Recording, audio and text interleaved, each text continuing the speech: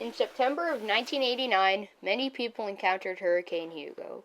First, it swept through Puerto Rico and the Leeward Islands on September 17th and 18th, and finally hit South Carolina's coast on September 22nd. Hurricane Hugo had many short-term and long-term effects. In the short term, over 1.5 million people went without power, some for up to 18 days, and approximately 100,000 people were left homeless. Over $10 billion was spent on rebuilding and fixing homes. Some long-term effects were new laws that help hurricane victims and legislation to limit environmental impacts like erosion. Before Hurricane Hugo, beach owners filled the beach with buildings such as resorts, restaurants, and vacation homes. The beaches were taken for granted, and few noticed that the beach was eroding. They tried to stop erosion by putting up seawalls, but that made the wave energy reflect, which made erosion even worse than before. People have lived in this area since the 1600s, and the United States had been hit by hurricanes before. On average, at least one hurricane hits the United States per year. However, hurricane insurance wasn't required. People didn't necessarily get help from insurance companies if a hurricane destroyed everything they had. After Hurricane Hugo, laws were made that helped these problems.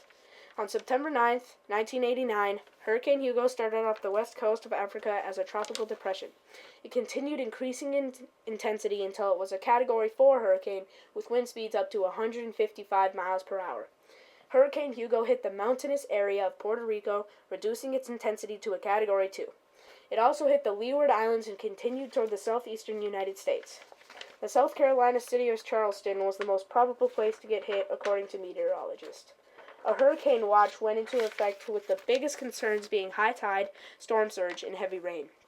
Hurricane Hugo was predicted to come ashore during high tide. There was a 6 to 8 foot storm surge predicted. It was highly recommended that people in low-lying areas, beach areas, barrier islands, and mobile homes evacuate as soon as possible. Those who had family in the other areas were encouraged to move as soon as possible. The hurricane had weakened but became a Category 4 hurricane again shortly before hitting Charleston.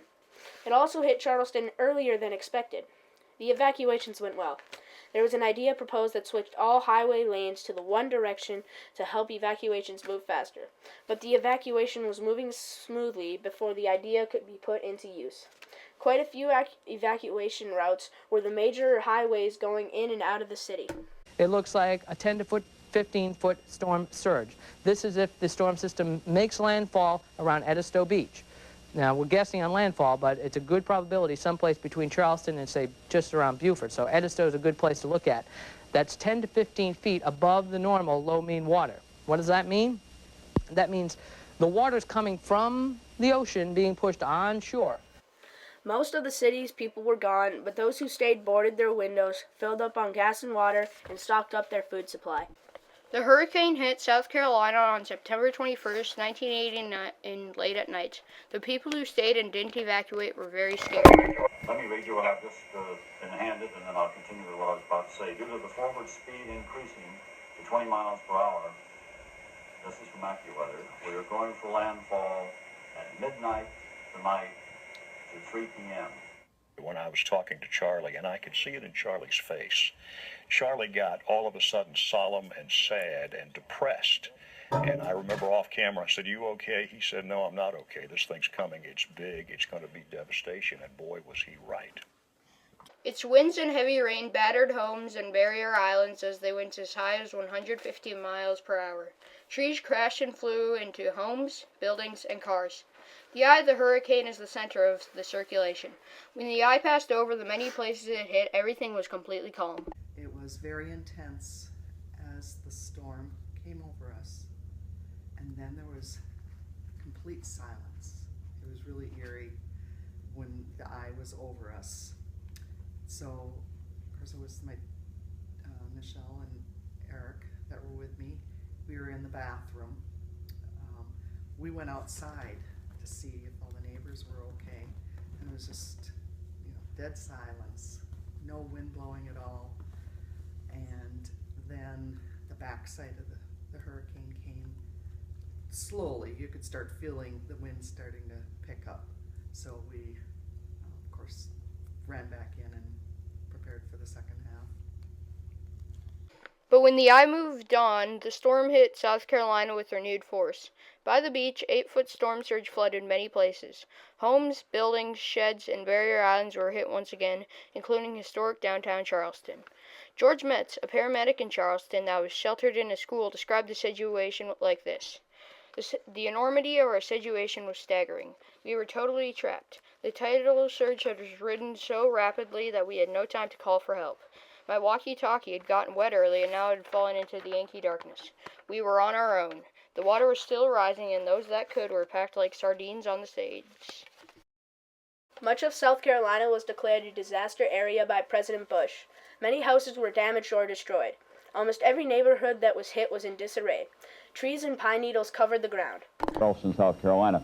Once Hugo left the water, it quickly went from hurricane strength to a tropical storm over land, but even at that, it does remain a formidable presence. It moved farther west than forecasters expected before turning north, and the wind and rain are expected north into Canada through tomorrow morning. NBC's Kenley Jones tells us tonight, even as a tropical storm, Hugo was terrifying. Some coastal residents drove 100 miles inland to this motel in Florence, South Carolina, seeking shelter from Hugo, but they didn't find it. One of several tornadoes spawned by the storm blew the roof off. About 107 people died during the hurricane. People helped each other out during cleanup. Many places had lots of water still on the ground. The aftermath of the storm created small tornadoes before it dissipated. The tornadoes that it created did not have strong enough wind power, resulting in no lasting harm. Hurricane Hugo was known for being one of the most destructive hurricanes to encounter. It was the most destructive hurricane to hit the United States at the time, and now is ranked the 6th most destructive hurricane in the history of the U.S. Ideas about new laws were exchanged because of the impact on people's lives and the environment. From the Caribbean islands to the southern U.S., lots of people are suffering from the loss of everything they had. There is $8 to $10 billion in damage. Thousands of homes and businesses were damaged or destroyed. Citizens and community leaders knew that it would be a while before Charleston was back to normal. People felt Hugo's impact for many years to come. There was a lot less beach after Hurricane Hugo, so many people wanted to preserve it. No one ever wants to encounter a hurricane, but overall, most people reacted very well to this terrifying situation. In this bad situation, many people came together to help their neighbors and also total strangers. The citizens of Charleston and its surrounding communities encountered damage to roads, shops, and bridges. It was difficult to get supplies or get out of the city because of the extensive damage. By the coast and the places it hit, the trees were damaged or uprooted. Because there were so many trees on the ground, the risk of wildfires increased greatly. The state of South Carolina was in great need of a forest disaster response plan after Hurricane Hugo destroyed much of the state's forest. Hurricane Hugo destroyed things, but laws were enacted to help South Carolina's beachfront and also help hurricane victims. The Beachfront Management Act changed where people could build on the coastline. The new requirement was building 20 feet back from the first row of dunes because the dunes provide the most effective barrier to storm surge. The South Carolina General Assembly passed the Omnibus Coastal Property Insurance Reform Act in 2007, a law to help homeowners by increasing the availability of private insurance. Another law was created giving insurance policyholders more time to sue their insurers or file claims over damage from hurricanes. Since Hurricane Hugo, insurance companies have paid out nearly $400 billion in property damage claims to help people recover from hurricanes, tornadoes, and other catastrophes, said Dr. Robert Hartwig, Insurance Information Institute's president. He also said, the combination of population growth in coastal areas and a period of more frequent and severe storms increases the likelihood of even more catastrophic damage in the future. Hurricane Hugo was one of the most destructive hurricanes to ever hit the United States. The cleanup process took many months. People not only had to fix their homes, but also had to rebuild their lives, protect their beaches, and adjust to a new way of living after surviving such a frightening event. Hurricane Hugo's destruction led to the exchange of ideas to help save South Carolina's beaches and barrier islands through laws created to protect the natural environment, and also helped future hurricane victims by making laws to assist homeowners.